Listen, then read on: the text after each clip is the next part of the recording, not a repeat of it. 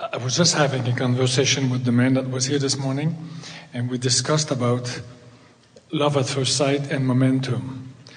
To have an experience of love at first sight, do we have to practice it? Do we have to build the momentum, and does the woman has to do the same, so that when the two persons meet, then there is this love at first sight that will last? Perfect description. Yeah. In other words, two people tuned into who they really are. Law of attraction bringing them together because of their vibrational equivalency, and because of their alignment, each recognizing the other. Love at first sight. But both have to practice it? Or the question is, or if someone just, because you see, it doesn't matter what the other thinks, doesn't matter what the other person, if you perceive it this way, if you think this way, and if you are tuned in, tapped in, turned on, then, you see, that's the question. Then you will meet that stronger, I mean, your power of influence will be so strong that you will attract her. The piece that is important is that law of attraction is bringing you together because of your vibrational equivalency. So if you're there and she isn't, law of attraction is not going to bring the two of you together.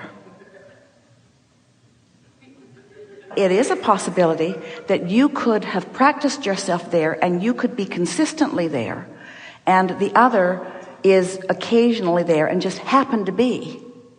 And law of attraction says, quick, while she's there. And now you have a connection, but it may not be lasting because she hasn't practiced herself into a stable vibration there. We would say that 85, 92, 7, 9% of relationships are like that, where one more than the other, you come together, you don't maintain it, and then you don't like each other very much for very long. And is it that if the person really always recall, because what happens in most relationships when it's over, people talk about the reason why it stopped. But if we don't do that, only recall the good reasons and the good souvenir, then you build that momentum and you build it? Precisely. Is that the way? You practice yourself into a chronic habit. And then you have a consistent vibration that, of course, will dip occasionally, but you're usually there. So then the odds are, since you're there more, that law of attraction will find others to match you with. So the idea is never to talk about anything else. The idea is to understand that you are a vibrational offerer and to do your best to offer the vibration that will yield to you experiences that you want. Our friend was talking a little bit ago about the other shoe dropping, having an experience that she did not want to have, where she experienced negative emotion. But we would like all of you to leave this gathering at the end of this time together, no longer condemning yourself for your negative emotion, because it's all part of the process. You just want to do your best to keep, let's talk about it in this way. So we've been offering in past the story about the merry-go-round in the playground, that the kids are already on it, they've already got it going rather quickly, and you want on, but you can't get on because when you try, there's too much momentum and you just get bounced off in the bushes. Now, if they'll slow it down, then you could get on and then you could speed it up and it could be great fun.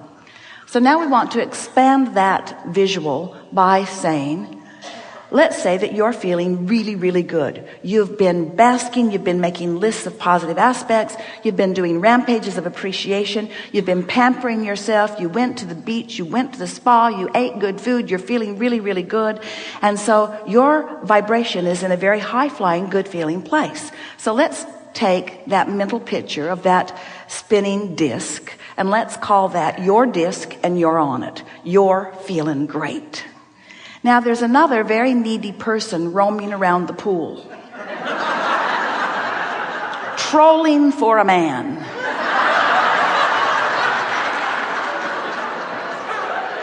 She feels lonely, she feels rejected, and she's mad as hell, and she's not going to take it anymore. So she's moving around. Law of attraction is not going to put her anywhere near your vicinity. In other words, she might see you, but you won't see her. She might talk to you, but you won't hear her. In other words, she's not getting on your wheel. She's not going to get on your wheel.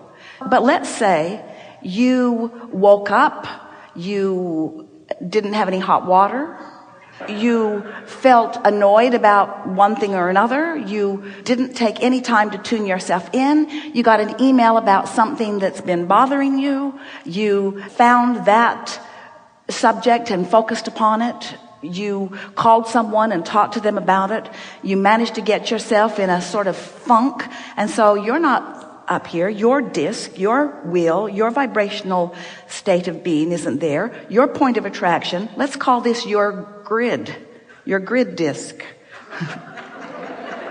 So it's spinning here. You're ornery, you're annoyed, she's lonely, she's jumping on your wheel, she is. And the way you feel, you can't even tell it's a mismatch. Because it isn't.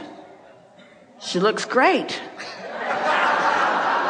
Where have you been all my life? Because you can't remember how you were, you only know how you are. And law of attraction is not factoring how you have been in either. Law of attraction is factoring in how you are. Ooh.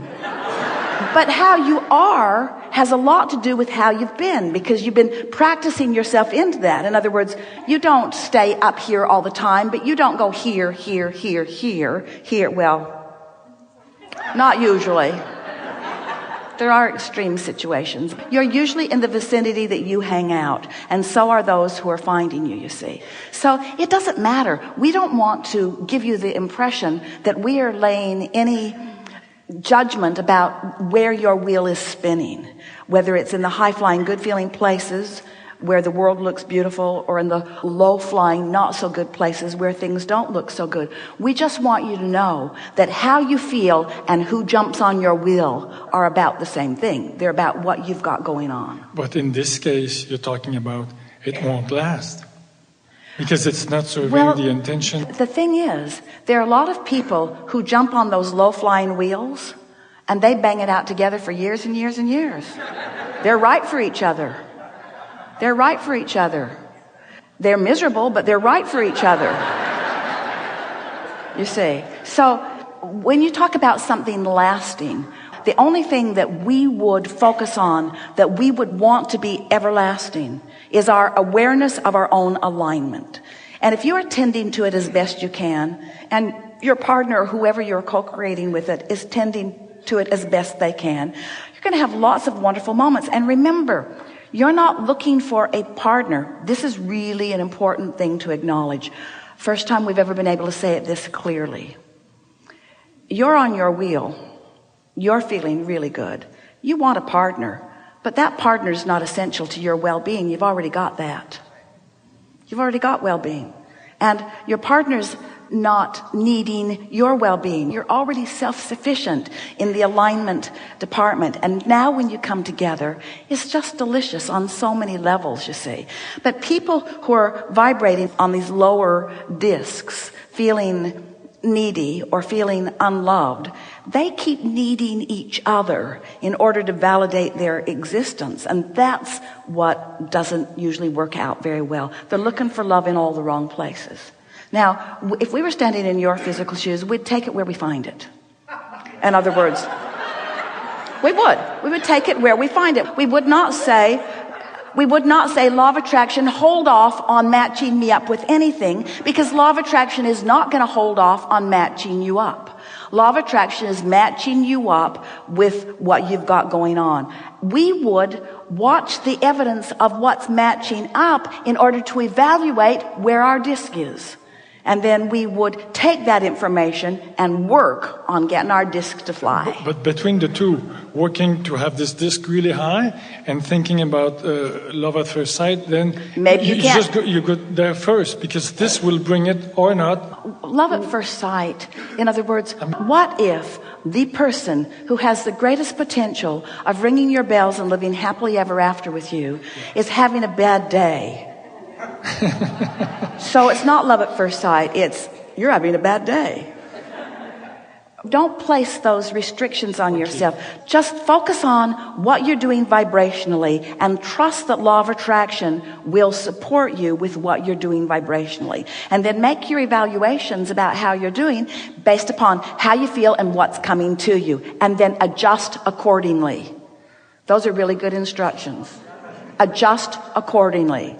People floating into your experience that you're not enjoying so much, they're complaining all the time, they're unhappy, they're looking to you to buoy them up. You might want to change your vibration, because they didn't get there accidentally. They got there because there's a significant amount of your vibration that matches their vibration.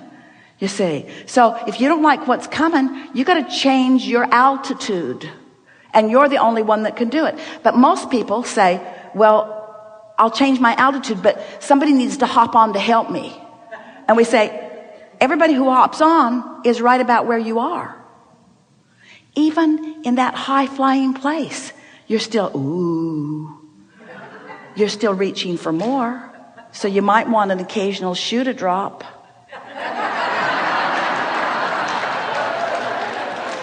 When you say adjust accordingly, in my case right now, I have this woman that I like as a friend, and I don't have sort of the emotion I'm looking for, and you know exactly what I'm talking about. So how can I adjust accordingly right now? By looking for positive aspects, by appreciating the information that it's bringing back to you, by positive aspects really is the best way, by looking for things to appreciate, and by not letting that person be your only object of attention.